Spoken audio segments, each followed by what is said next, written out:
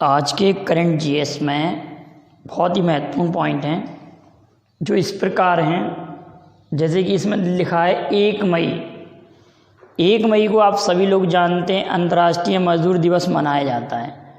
अंतर्राष्ट्रीय मजदूर दिवस इंटरनेशनल लेबर डे मनाया जाता है और कामगार दिवस भी कह सकते हैं इसको हम, और श्रमिक दिवस भी कह सकते हैं। ये ILO द्वारा मनाया जाता है प्रथम बार 1886 में। किसके डिमांड पर? पहली बार 1 मई 1886 को ये डिमांड उठी थी कि मज़दूरों को 8 घंटे कार्य कराया जाए। उसी हित में 1 मई को मजदूर दिवस मनाया जाता है ILO द्वारा। ILO की स्थापना 1919 में हुई थी। लेकिन 1 मई को आप लोग जानते हैं कि जब भारत आज़ाद हुआ था तो देसी रियासतें थीं, बाद में देसी रियासतें अलग अलग राज्यों के रूप में बनी। तो आप सभी लोग जानते हैं कि बॉम्बे प्रेसिडेंसी थी। अब बॉम्बे का विभाजन 1 मई 1960 को, कब? 1 मई 1960 को 2 प्रांतों में, 2 राज्यों में विभाजित हुए। एक राज्य गुजरात और एक राज्य महाराष्ट्र। 2 राज्य बने, गुजरात और महाराष्ट्र। तो कहने का मतलब 1 मई को गुजरात और महाराष्ट्र का भी स्थापना दिवस मनाया जाता है। याद रखेंगे, गुजरात महाराष्ट्र का स्थापना दिवस भी 1 मई को मनाया जाता है। 1 मई को मजदूर दिवस। और मई माह के दिवस को आप रिवाइज करते चलिए। 21 मई आतंकवाद विरोधी दिवस, 17 मई दूरसंचार दिवस, 8 मई विश्व रेड क्रॉस दिवस, 8 मई विश्व रेड क्रॉस दिवस, 22 मई जैव विविधता दिवस, 22 मई जैव विविधता दिवस। तो इस तरह से आप मई महीने के दिवस का रिवाइज भी करते चलिए, और भी दिवस रिवाइज कराएंगे आपको। 1 मई को मजदूर दिवस हो गया और 31 मई को तंबाकू निषेध दिवस। 31 मई को तंबाकू निषेध दिवस। ध्यान दीजिए, अगला लिखा हुआ रामायण। तो इस समय रामायण ने सबसे बड़ा रिकॉर्ड बनाया देखे जाने का। एक साथ सबसे बड़ा प्रोग्राम जिसको देखा गया है वो रामायण है। इसने लिम्का बुक ऑफ वर्ल्ड में रिकॉर्ड भी पाया है। और इसको देखने वाले लोगों की एक साथ संख्या, रामायण को देखने वालों की संख्या लगभग 77 मिलियन लोगों ने एक साथ देखा है इसको। 77 मिलियन लोगों ने। क्लियर है? तो रामायण सबसे ज़्यादा देखे जाने वाला प्रोग्रामों में से हो गया है। अगला है कोविड-19 के लिए किस राज्य सरकार ने किस राज्य सरकार ने अपनी पहली प्रयोगशाला विकसित की है कोविड-19 के लिए? तो ज़रा थोड़ा सा सोचिए। ये वही राज्य है जिसको उगते सूर्य की धरती कहते हैं। और यहाँ पर सुबनसिरी नदी पर एक डेपोरजियो पुल भी बनाया गया है। और पक्के पागा हॉर्नबिल उत्सव भी मनाया जाता है। पक्के पागा टाइगर रिजर्व भी है यहाँ पर, और नामदफा नेशनल पार्क भी है। तो आप कोविड-19 के लिए किस राज्य ने प्रथम प्रयोगशाला बनाई है अपनी? ये उस राज्य की प्रथम है। तो आप कहेंगे सर अरुणाचल प्रदेश। हॉर्नबिल उत्सव कई बार बता चुके हैं, नागालैंड में मनाया जाता है। जबकि पक्के पागा हॉर्नबिल अरुणाचल प्रदेश में। भारत में उगते सूर्य की धरती। ठीक है। अब आप CM तो आपको याद ही होंगे, CM कौन है, गवर्नर कौन है। आप इसका आंसर लिख के भेजिए। अरुणाचल प्रदेश के बार बार इसलिए पूछे जा रहे हैं कि आपको लिखते लिखते याद होते चलेंगे। अगली बात आती है चुन्नी गोस्वामी का निधन हुआ है। वैसे तो मुख्य रूप से ये फुटबॉलर थे, भारत के मुख्य फुटबॉलर थे। लेकिन जब इन्होंने 1964 में फुटबॉल को छोड़कर क्रिकेट में भी रणजी खेला है। तो 2 खेल आ सकते हैं क्रिकेट और फुटबॉल में। दोनों आए तो दोनों टिक करेंगे, A एंड B दोनों सही हैं। और वैसे दोनों में से कोई एक आएगा, क्रिकेटर थे फुटबॉलर थे। मेन रूप से ये फुटबॉल के खिलाड़ी हैं और ये बाद में इन्होंने रणजी भी खेला है। तो फुटबॉल और क्रिकेट दोनों लिख सकते हैं आप। फुटबॉल से भी संबंधित इनका निधन हुआ है और क्रिकेट से भी ये रिलेटेड रहे हैं, फुटबॉल और क्रिकेट। अगला, मणिपुर के काले चने को जिसका नाम चाक खाओ है, जीआई टैग में सम्मिलित किया गया है, इसको जीआई टैग दिया गया है। आप सभी लोग जानते हैं जीआई टैग का, मैंने एक आप लोगों को वीडियो भी बनाया है, आप देखिए जीआई टैग के वीडियो को, और चैनल में आप खोजिए जीआई टैग, आपको मिल जाएगा। बहुत सारी जीआई टैग मैंने दिए थे उस वीडियो में आप लोगों के लिए। तो कहने का अर्थ बात ये आती है कि 2004 में पहली बार दार्जिलिंग की चाय को जीआई टैग दिया गया, और जीआई टैग की पंचलाइन है अतुल्य भारत की अमूल्य निधि। अतुल्य भारत की अमूल्य निधि इसकी पंचलाइन है, अतुल्य भारत की अमूल्य निधि, और दार्जिलिंग की चाय को दिया गया। जीआई का अर्थ होता है ज्योग्राफिकल इंडिकेशन, और ये किसी भी उत्पाद के लिए कितने वर्ष के लिए दिया जाता है, इसका जवाब आप भेजेंगे। कोई भी उत्पाद है उसकी विशेष गुणवत्ता पहचान के लिए कितने वर्ष के लिए दिया जाता है। तो काले चने कहाँ के? मणिपुर के। अगला इंपॉर्टेंट बात है, गोरखपुर के टेराकोटा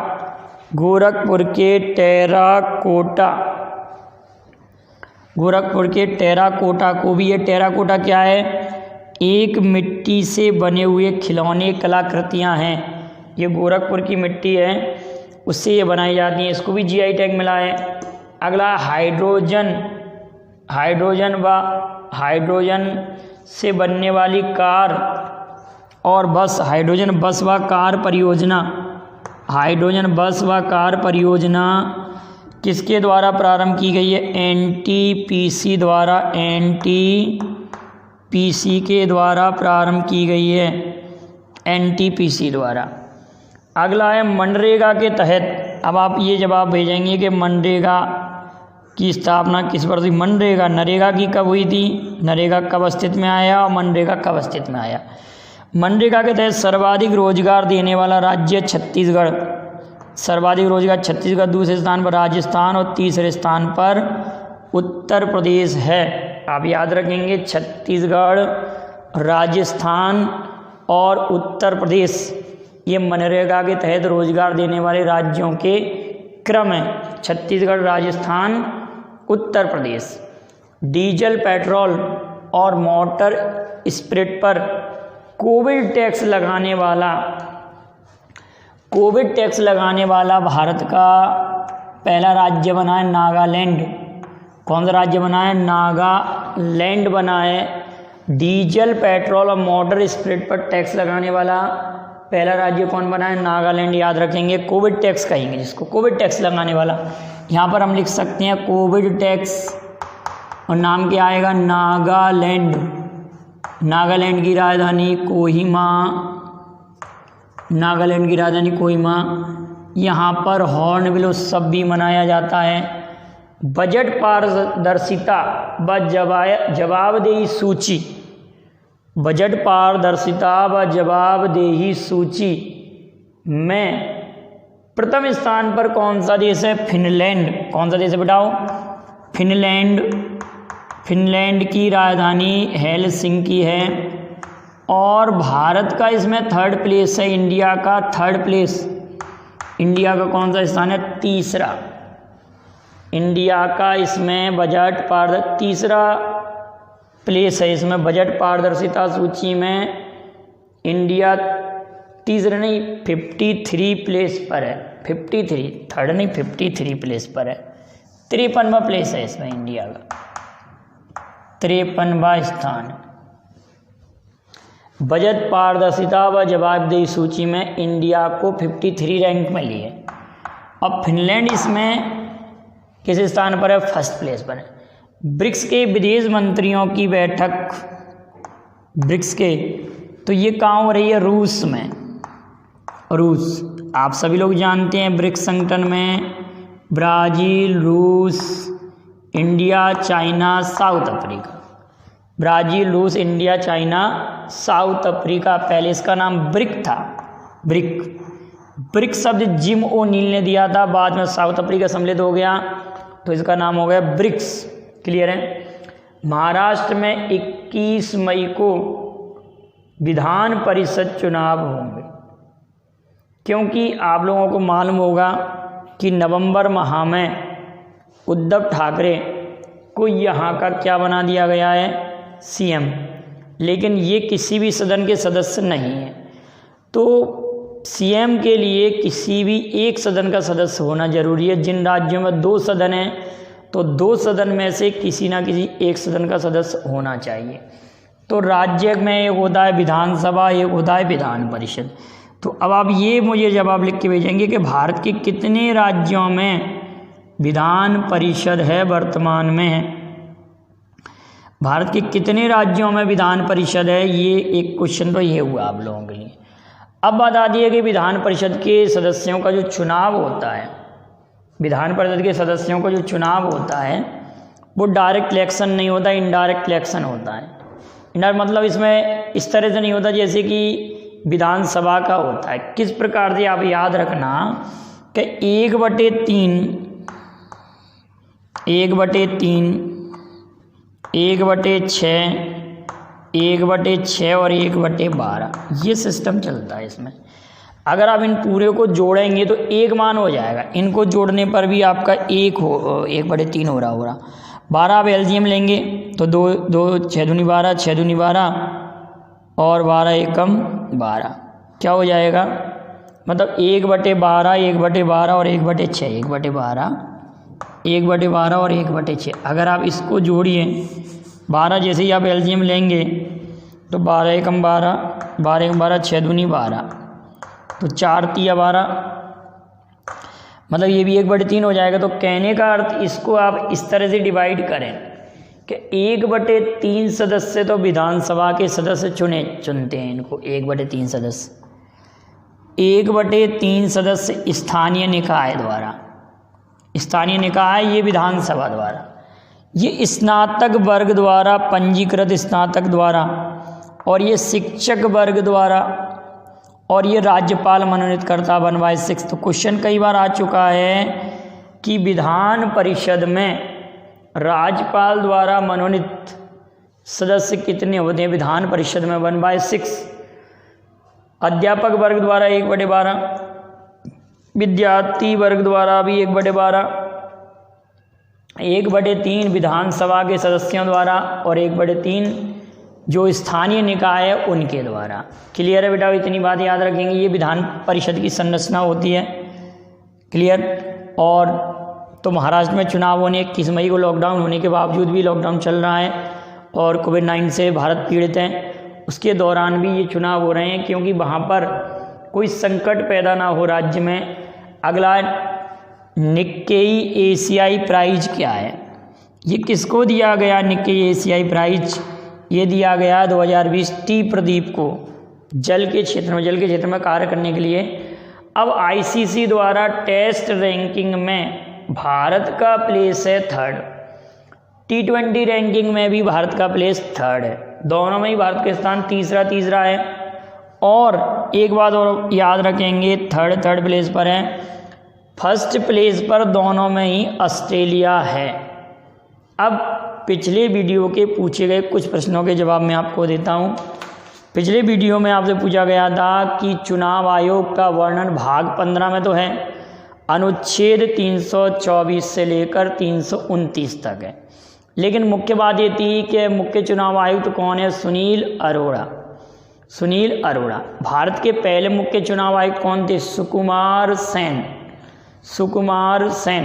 आप बताएंगे एलिफेंट मैन ऑफ इंडिया किसे कहते हैं, एलिफेंट मैन ऑफ इंडिया किसे कहते हैं। और भारत के निर्वाचन आयुक्त, मुख्य निर्वाचन आयुक्त बनने वाले पहले मुस्लिम कौन थे, भारत के मुख्य निर्वाचन आयुक्त बनने वाले पहले मुस्लिम कौन थे। ये 2 प्रश्न आपके लिए। और इस समय सुनील अरोड़ा हैं, सुनील अरोड़ा मुख्य निर्वाचन आयुक्त हैं, लेकिन अशोक लावासा और सुशील चंद्रा अन्य आयुक्त पद पर हैं। मतलब मुख्य चुनाव आयुक्त कौन है, सुनील अरोड़ा, और अन्य सदस्य कौन है, अशोक लावासा और सुशील चंद्रा। तो भारत का चुनाव आयोग 3 सदस्यीय है। अगली बात आती है बहरीन एशिया महाद्वीप में है। बहरीन की राजधानी मनामा है। कतर की राजधानी दोहा है। कतर किस महाद्वीप में, ये भी कई लोगों ने लिखकर नहीं भेजा, आप इसे भी भेजिए। और आप लोगों को मालूम है कतर के दोहा शहर में 2022 में 22वां फीफा कप संपन्न होगा। एक क्वेश्चन और था कि इरफान खान की अंतिम मूवी कौन थी, तो इंग्लिश मीडियम। इरफान खान की फर्स्ट मूवी सलाम बॉम्बे जो 1998 में बनी थी। और अगला पॉइंट है कि त्रिपुरा के सीएम बिप्लब कुमार और रमेश वैश्य यहाँ के गवर्नर हैं त्रिपुरा 3 ओर से बांग्लादेश से घिरा हुआ है।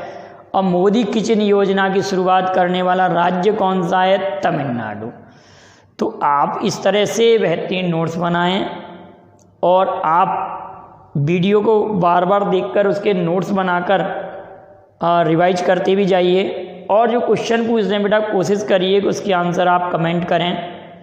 और अगर आप कमेंट नहीं करते डायरेक्टली तो ये कॉपी पर इनके नोट्स जब बनाते हैं, टाइपिंग में टाइम लग रहा है, तो आप मेरे व्हाट्सएप नंबर पर उन प्रश्नों के जवाब भेजें, जिससे मुझे भी लगेगा कि आप लोग मेहनत कर रहे हैं। मैं आपके लिए लगातार मेहनत कर रहा हूँ और आप लोगों का मैं शुक्रगुजार हूँ कि आप लोग लगातार वीडियो को देख भी रहे हैं, चैनल के सब्सक्राइबर भी लगातार बढ़ रहे हैं, लाइक बढ़ रहे हैं। तो आप लोगों से गुजारिश है कि आप ज़रा शेयर भी करें और विद्यार्थियों को बताएं और इस खाली वक्त का प्रयोग करें घर पर बैठे बैठे।